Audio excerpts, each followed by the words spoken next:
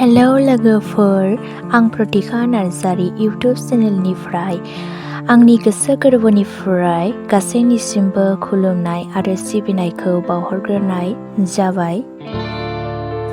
लोगोसेयै नोंथांमोना आंनि भिडिअ'आव माबाफोर गोरोन्थि नुयोब्ला क्षमा खालाम, मानोना आं चेनेलाव गोदानै फैनाय।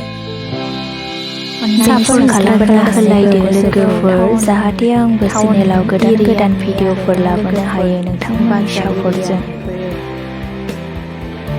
बाहाय जोङो मस्ला फानलु गुन्दै लादोंमोन लोगो।